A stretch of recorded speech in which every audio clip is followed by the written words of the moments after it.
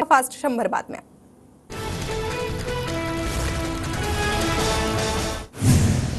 लोकसभा निवडणुकीत 400 पार केलं असतं तर हिंदू राष्ट्र घोषित झालं असतं। भाजपा आमदार टी राजा यांचं भिवंडीत वक्तव्य। नरेंद्र मोदी पंतप्रधान म्हणून काही दिवसांचे पाहुणे, भाजपची संसदीय बैठक न घेतल्यानं एनडीएच्या बैठकीत मोदींची नेते म्हणून निवड, अन्यथा नेतेपदाचा निर्णय वेगळा दिसला असता, राऊतांचा दावा। 24 जून पासून लोकसभेचं विशेष सत्रात लोकसभा अध्यक्ष आणि उपाध्यक्षाची निवड केली जाणार।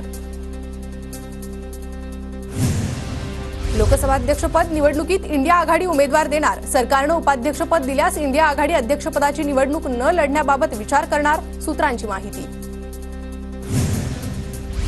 लोकसभा अध्यक्षपदासाठी चंद्राबाबूंनी उमेदवार दिल्यास पाठिंबा देऊ, तर लोकसभेचे उपाध्यक्षपद कायद्याने विरोधकांना मिळायला हवे, संजय राऊतांचं वक्तव्य।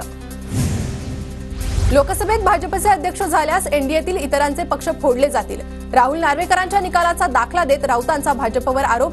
भाजप नितीश कुमार चंद्राबाबू यांचा पक्ष फोडेल, राऊतांचा दावा। महायुतीचा पराभव झालेल्या 33 मतदारसंघांचा भाजपकडून आढावा, 33 मतदारसंघासाठी भाजपकडून निरीक्षकांची नियुक्ती, 22 जून पूर्वी निरीक्षकांना अहवाल सादर करण्याच्या सूचना। मोदी शहांनी 10 वर्षात देशाचं नुकसान केलं, मोदी आणि शहांनी केलेल्या पापात संघही सहभागी, संजय राऊतांची टीका। लोकसभा निकालानंतर सरसंघचालक मोहन भागवत, योगी आदित्यनाथ यांच्यात बंद दाराआड चर्चा, तब्बल अर्धा तास दोघांमध्ये चर्चा झाल्याची सूत्रांची माहिती। संघाच्या मुखपत्रातून भाजपवर टीका करण्यात आल्यानंतर दोघांमध्ये चर्चा। सगळे सोयऱ्यांचे आदेश काढणाऱ्यांचे आमदार पाडणार, ओबीसी नेते प्रकाश शेंडगे यांचा इशारा, तर जरांगेंना भेटण्यासाठी नेत्यांची रांग, मात्र ओबीसी आंदोलनाकडे सर्वांनीच पाठ फिरवल्याचं चित्र। केंद्र सरकारनं 50% आरक्षण मर्यादा वाढवून मराठा समाजाला आरक्षण द्यावं, खासदार ओमराजे निंबाळकरांची मागणी, तर जरांगेंना भेटणारी नाटकी मंडळी असल्याची ओमराजे निंबाळकरांची टीका। महाराष्ट्रात 40 वर्षात मराठा समाजाच्या एकाही मुख्यमंत्र्यांनी मराठा आरक्षणावर चर्चा केली नाही, ठाकरे पवारांच्या पांढऱ्या पायाच्या सरकारमुळे आरक्षण गेलं, मराठा आरक्षणावर बबनराव लोणीकरांचं विधान। पूर्व विदर्भात ठाकरे गटाकडून विधानसभा निवडणुकीची तयारी सुरू, ठाकरे गटाचे संपर्क प्रमुख भास्कर जाधवांची पदाधिकाऱ्यांसोबत बैठक। मुंबईतील मालाडमध्ये आज ठाकरे गटाच्या पदाधिकाऱ्यांची बैठक, आदित्य ठाकरेंच्या उपस्थितीत शिक्षक पदवीधर निवडणुकीच्या पार्श्वभूमीवर बैठक होणार।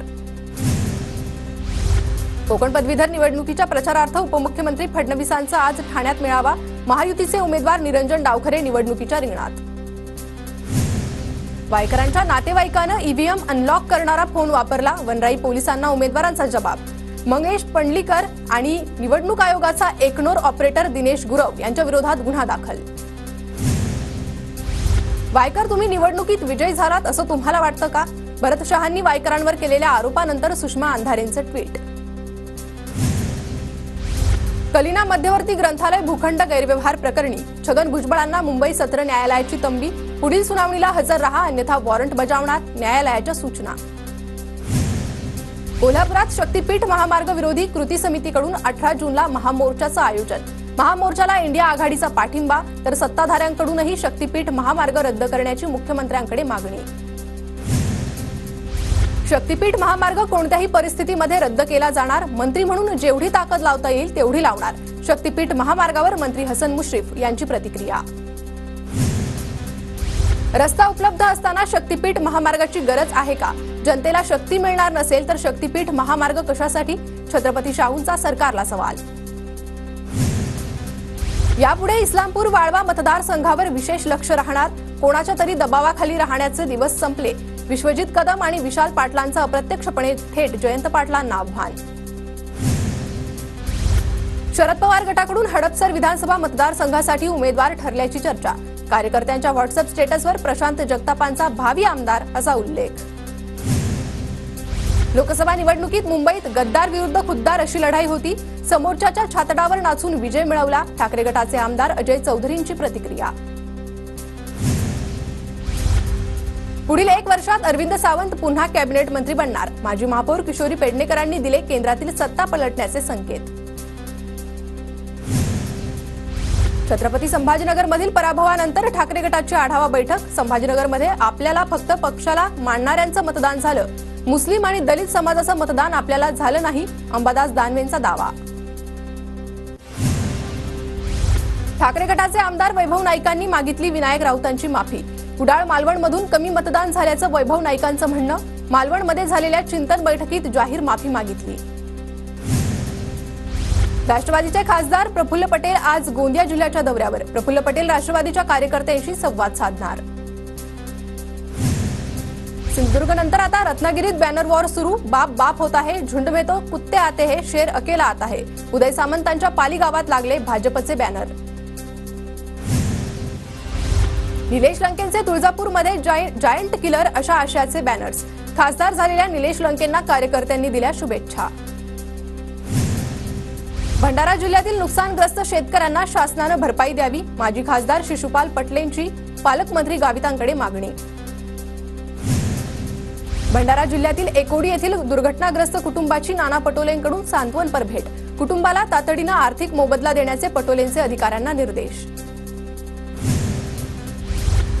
बुलढाण्यात केंद्रीय राज्यमंत्री प्रतापराव जाधव यांच्याकडून नुकसानग्रस्त गावाची पाहणी. देऊळगाव घुबे इथल्या मृतकाच्या कुटुंबियांना 4 लाखांचा धनादेश सुपूर्द. मेरा बुद्रुक गावाला सांत्वनपर भेट. पोलीस भरतीच्या विद्यार्थ्यांनी काँग्रेस नेत्या यशोमती ठाकूर यांची भेट घेतली. पावसामुळे पोलीस भरतीचा पेपर 2 महिने उशिरा घेण्याची विद्यार्थ्यांची मागणी.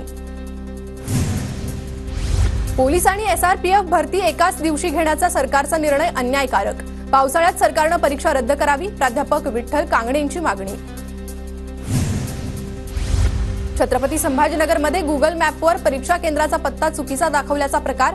परीक्षेसाठी उशीर झाल्याने 20 ते 25 विद्यार्थी यूपीएससीच्या परीक्षेपासून वंचित. पालखी मार्गातील दिवे घाटात अनेक ठिकाणी दरड कोसळण्याची भीती. पालखीचं प्रस्थान काही दिवसांवर. राष्ट्रीय महामार्ग प्राधिकरणाने उपाययोजना करण्याची मागणी. पालखी सोहळ्यात वारकऱ्यांच्या आरोग्य सेवेसाठी 3906 आरोग्य कर्मचारी तैनात असणार. पालखीसोबत फिरते आरोग्य पथक तर पालखी मुक्कामाच्या ठिकाणी फिरते दवाखाने असणार. हिजाब बंदीच्या निर्णयाविरोधात विद्यार्थिनींची मुंबई हायकोर्टात धाव. एनजी आचार्य आणि डीके मराठे महाविद्यालयाविरोधात याचिका. 19 जूनला सुनावणी होणार. पोलीस शिपाई विशाल पवार वैयक्तिक आयुष्यात नैराश्याने ग्रासलेला होता. मोबाईल चोरांनी विषारी इंजेक्शन दिल्याचा विशालचा दावा खोटा. पोलिसांची माहिती. नागपूरच्या धामणातील चामुंडा कंपनी स्फोटातील मृतांचा आकडा 9 वर. उपचारादरम्यान 4 जणांचा मृत्यू. स्फोटक बनवणाऱ्या कंपनीतील स्फोटात 5 जणांचा जागीच मृत्यू झाला होता. सोलापूरच्या स्मशानभूमीतून 10 महिन्याच्या बाळाचा मृतदेह गायब. 2 दिवसांपूर्वी करण्यात आला होता दफनविधी. पोलिसांकडून तपास सुरू. गणेशोत्सवाच्या पार्श्वभूमीवर बृहन्मुंबई सार्वजनिक गणेशोत्सव समितीकडून तयारी सुरू. सर्व सार्वजनिक गणेशोत्सव मंडळाची 22 जूनला बैठक होणार. मध्य रेल्वेकडून 2 महिन्यात विनातिकीट प्रवाशांकडून 63.62 कोटींचा दंड वसूल. विनातिकीट प्रवाशांना रोखण्यासाठी लोकल, मेल, एक्सप्रेसमध्ये सखोल तपासणी. मुंबई विद्यापीठातर्फे राष्ट्रीय धोरणाचा प्रसार करण्यासाठी विशेष कार्यशाळा. आदिवासी बहुल भागात 2 दिवसीय कार्यशाळा. विद्यार्थी, शिक्षक आणि शासकीय अधिकाऱ्यांचाही सहभाग. पुणे महापालिका शिक्षकांच्या आरोग्य तपासणीवरून गोंधळ. पवित्र पोर्टलच्या माध्यमातून 200 शिक्षिका आरोग्य तपासणीसाठी हजर. मात्र दवाखाना दुपारी बंद असल्यानं गोंधळ. पुणे विमानतळाची धावपट्टी वाढवण्याचा प्रश्न निकाली लागण्याची शक्यता. राज्य सरकारची प्रस्तावाला मंजुरी. अंतिम मंजुरीसाठी प्रस्ताव संरक्षण विभागाकडे.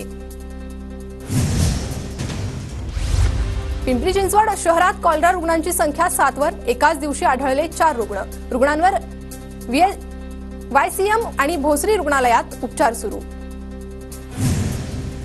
राज्यात पुढील 3 दिवस विजांच्या कडकडाटासह पावसाचा अंदाज. आज विदर्भ, मराठवाडा, मध्य महाराष्ट्र आणि तळकोकणासाठी येलो अलर्ट जारी. बुलढाण्याच्या लोणारमधील बीप परिसरात जोरदार पाऊस. पावसामुळे शेतकरी वर्गात आनंद. अनेक ठिकाणी नदी नाले प्रवाहित. बुलढाण्यातील गाडेगाव खुर्द ते सुकळी पानंद रस्त्यामुळे शेतकऱ्यांचं नुकसान. पावसाचं पाणी शेतात शिरल्यानं शेतकऱ्याचं मोठं नुकसान. नुकसान भरपाई देण्याची मागणी. बुलढाण्यात शेतकऱ्यांकडून पारंपरिक पद्धतीनं पेरणीला सुरुवात. पेरणीयोग्य पाऊस झाल्यानं बळीराजा सुखावला. जिल्ह्यात 7 लाख हेक्टरपेक्षा जास्त पेरणीचं नियोजन. ठाण्यातील शहापुरात गेल्या काही दिवसांपासून पावसाची दडी. परिसरातील शेतकऱ्यांवर दुबार पेरणीचं संकट. अहमदनगरच्या शिर्डी परिसरात पेरणीयोग्य पाऊस न झाल्यानं सोयाबीन पेरणीसह कापूस लागवड रखडली. शेतकऱ्यांना अद्याप समाधानकारक पावसाची प्रतीक्षा. अहमदनगरमधील भंडारदरा धरणाच्या पाणलोट क्षेत्रात जोरदार पावसाची प्रतीक्षा. भंडारदरा निळवंडे धरणानं तळ गाठला. नांदेड जिल्ह्यात पोषक वातावरणामुळे भाजीपाल्याचं पीक मोठ्या जोमाने बहरलं. शेतकऱ्यांना यंदा उत्पादन वाढण्याची अपेक्षा. वाशिमच्या उंबरडा बाजार परिसरात झालेल्या पावसामुळे कापूस लागवडीला सुरुवात. यंदा कापूस लागवडीच्या क्षेत्रात वाढ होण्याची शक्यता. वाशिमच्या मंगरुळपीर तालुक्यात वादळी वाऱ्यासह झालेल्या पावसामुळे फळबागांचं नुकसान. कवठळ इथं पपईच्या बागा उद्ध्वस्त. पंचनामे करून आर्थिक मदत देण्याची मागणी. मुक्ताईनगर रावेर परिसरात शेती मशागतीला वेग. खरीप हंगामाची तयारी अंतिम टप्प्यात. हिंगोलीच्या औंढा नागनाथ तालुक्यात खरीपाच्या पेरणीला वेग. सोयाबीन, मूग, उडीदसह कपाशी लागवडीसाठी शेतकऱ्यांची लगबग. हिंगोली जिल्ह्यात जादा दराने बियाणं खतांची विक्री. कृषी केंद्र चालकांकडून शेतकऱ्यांची पिळवणूक. प्रशासनाकडे दखल घेण्याची मागणी. जळगावच्या रावेरच्या केळीची उत्तर भारतात मागणी वाढली. बऱ्हाणपूरच्या लिलाव बाजारात केळीला 1700 रुपये प्रति क्विंटल भाव.